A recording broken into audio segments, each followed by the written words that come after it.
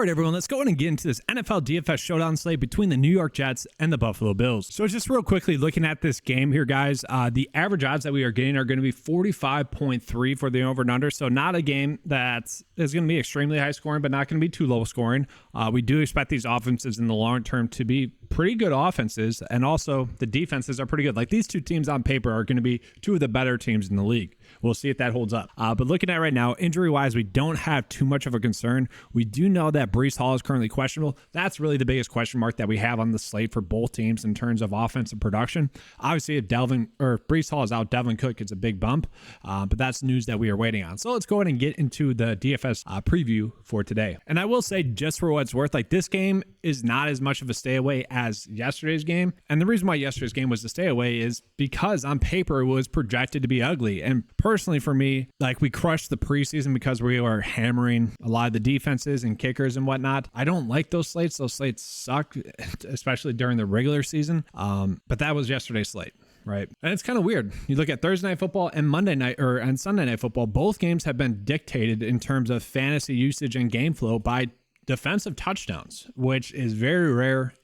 It would be pretty funny if that happens again in this game. But let's go ahead and get into the top picks for the Buffalo Bills. So looking at right now, obviously Josh Allen, do we worry about him in this matchup? Sure, slightly. I think we can adjust maybe our projections down for him a little bit. Against the New York Jets in week 14 last year, he did put up 20 DraftKings points. And then against them in week 9, did put up 26 DraftKings points. So he can get there, and I do expect that he will get there again to around that point average. The question is, can we afford him into our bills? And I think that we can. And then we're looking at Diggs as well. Diggs does get a more difficult matchup.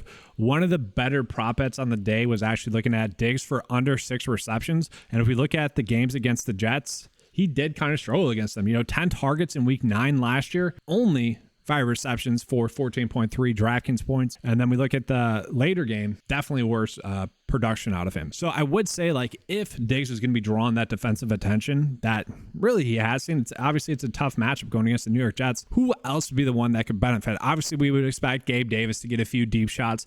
He is nothing more than, let's just use MVS as an example, nothing more than really a deep threat. He's better than MVS. It's not the best example, but the reason why you'd be playing him is for a couple of deep touchdowns or deep receptions. And at his current price tag, that feels like a little bit too much for me to be going out of my way to pay up for him. Now, if we end up on him to close out our builds, we are definitely, he's a shoulder shrug play. We're shrugging our shoulders and we're okay with it. We're clicking him and finishing up our build. But that's really the only way I find myself ending up on him. So who else could we be playing? James Cook. Man, I love James Cook this year. I got him in so many best ball drafts before his ADP started to rise. And it seems like because of that, because of people getting on him late, this price is so high. And although I think he will be their 3-down running back, and I think he will average around 15 opportunities per game, and I think that the Buffalo Bills will give him some of the goal line work, or I should say they're going to take away some of the goal line work from Josh Allen. Some of it will go to James Cook, but also some of it will go to Damian Harris.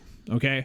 I think a decent example of maybe what could occur is we have two situations that we could use as examples. You had the Houston Texans where Devin Singletary came in and was not as involved in the offense as I personally thought he would. Dameon Pierce was very much involved.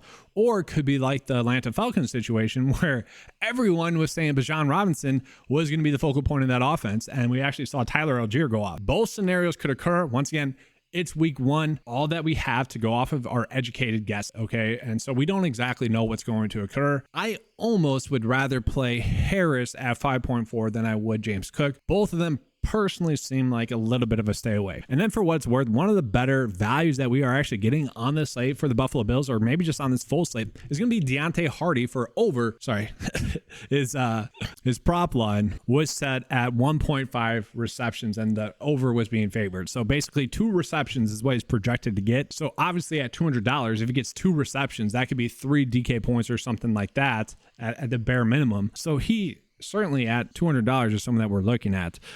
That was a little bit shocking to me. I did not see that occur, and I thought maybe someone like Khalil Shakir would be more involved, projections-wise. Maybe even Trent Sherfield, someone that they like.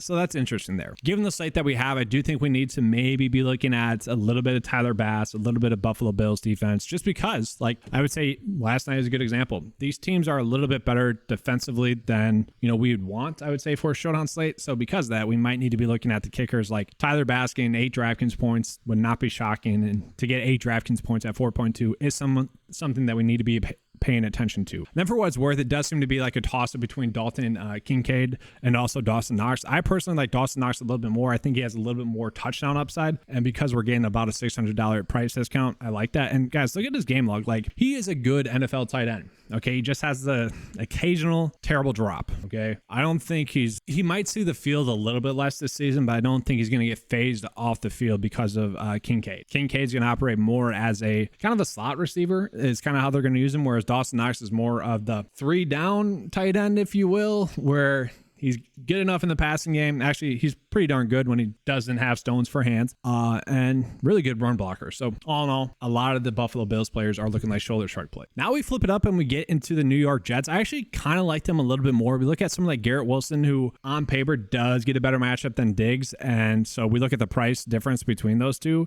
Who would we rather play? I think I'd rather just play Garrett Wilson, and I do think Garrett Wilson is going to get force-fed the football. We look at the receiver number ones for Aaron Rodgers in the past. They all seem to really do well, whether it was Christian Watson last year or Allen Lazard last year as well, or Allen Lazard the previous season, or Devontae Adams the previous season. Whoever it's been, Rodgers does seem to get them the football. And we're all thinking it's going to be Garrett Wilson because it should. He looks like an elite talent. To me, he seems like Justin Jefferson taking that next step. So he's someone that I certainly want to be in on this week. Then from there, it's like, who do we want to go with? Obviously, Dalvin Cook would be a pretty interesting play if Breece Hall sits. If he plays, I don't think we can play either of them. Now, if he is inactive, maybe we're looking at the rookie running back. I had his name down. I studied this before, and it's just not coming out, so I'm not going to butcher it. He is off their injury report, and so because of that, he could be someone that we are looking at as a play. He is someone that certainly would be a pretty good price value play for us. And then from there, like, do we want to play Allen Lazard at his price tag? I think so. We look at kind of what he did last year with the Packers. I feel like that's a good example because I feel like that's going to be his role again. The receiver number 2 here, he's projected to get 3 receptions, and if he gets 3 receptions at this price tag, that's probably going to be around 6 points. I think we can take that as well. He should be a safe play. He feels like one of the more safe plays on the slate. Then from there, we add Jets D we could roll with. Randall Cobb is kind of expected to be the slot receiver, at least to start the season. So he's going to be an intriguing play. I will say Tyler Conklin seems to be a little bit priced up. Greg Zuerlein, I don't know if I exactly want to mess with that. And that's kind of it. Like, I don't know if we need to go crazy with anyone else. All the other pricings that we're getting seem to be correct. So let's go ahead and try to figure out a build from here. Do we want to fit Aaron Rodgers in there? I don't know. I feel like Rodgers is going to give us like 15 DraftKings points or so. So I'm kind of going to assume that Breece Hall's out. We'll see. I don't know. It obviously changes the DFS slate if he's active. Let's see here. Dawson Knox, I guess I'll go with, but we don't need to. Like, we can fit a lot of players into our builds if we're going Deontay Hardy there, and that's what makes him an intriguing play. Maybe we go with Damian Harris, hope for a touchdown. Like, we got some options with our build. But guys, that's going to be all for today's video. Hopefully you guys enjoyed the coverage. Let's have a good slate on this Monday Night Football slate. Good luck today, and as always, let's keep cashing.